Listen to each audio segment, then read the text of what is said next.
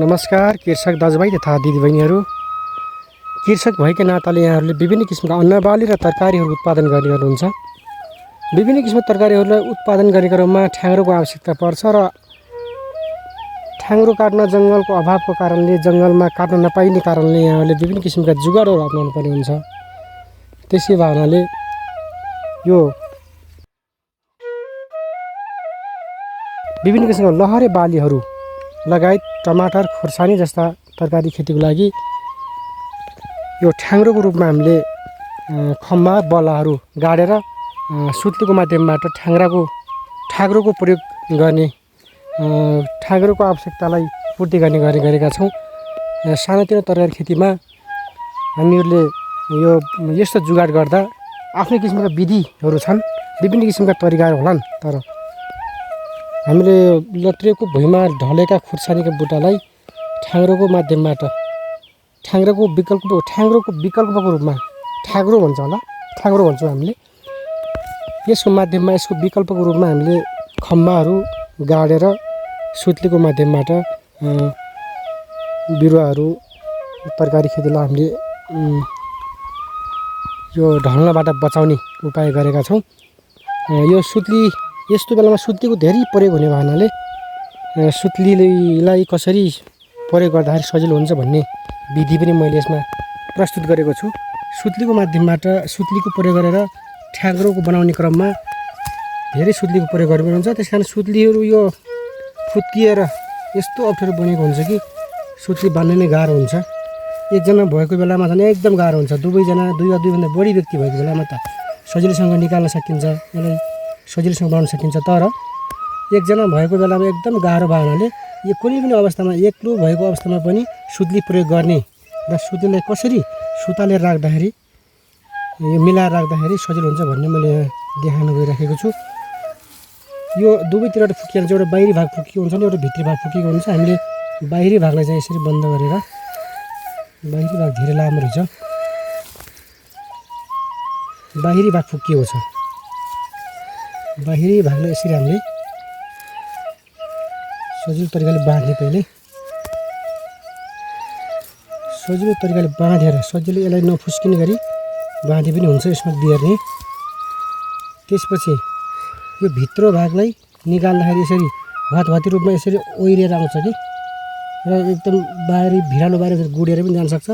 त्यो कारणले यसलाई हामीले पहिले यसरी बेरेर राख्ने, टुप्पोहरू यो सबै यहाँ राखिदिने।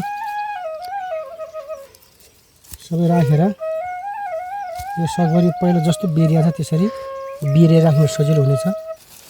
अलिक टाइम लाग्ने हो।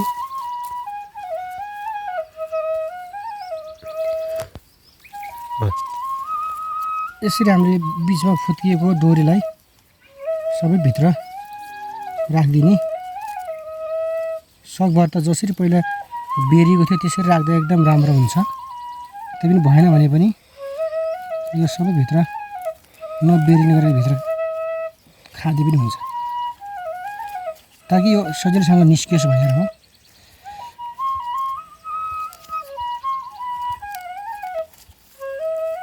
यसो बनाएर निस्कियो जतिलाई बजारबाट किनेर ल्याइसकेपछि त खोल्ने क्रममा त यतिका निस्किएको हुँदैन। सुरुमै यसरी बनाउनु भने एकदम सजिलो हुनेछ।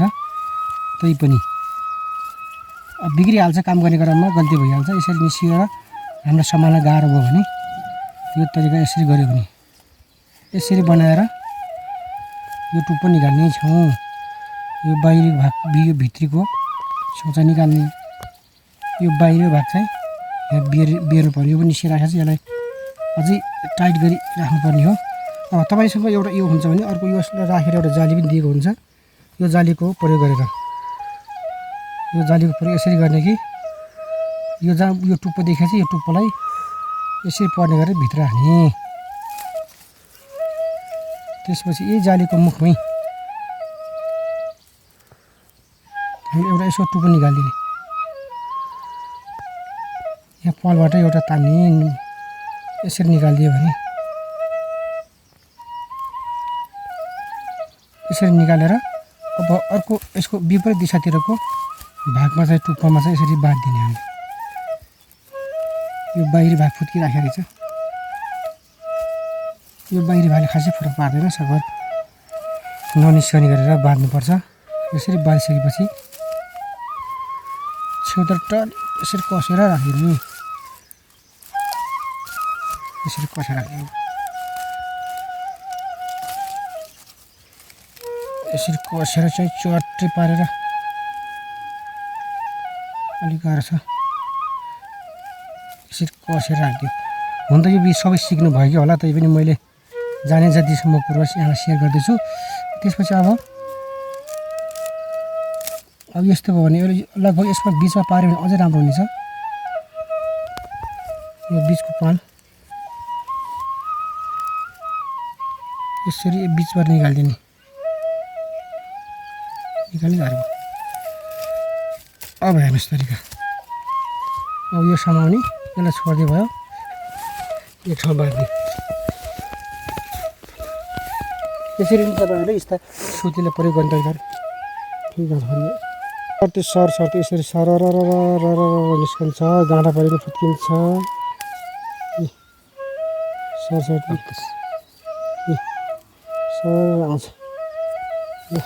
यो तरिकाभन्दा अझै राम्रो तपाईँसँग कुनै यस्तो तरिका छ भने लाइक कमेन्ट गरेर आफ्नो सिपहरू पनि सबैलाई जानकारी गराउनु होला। हस् त, धन्यवाद।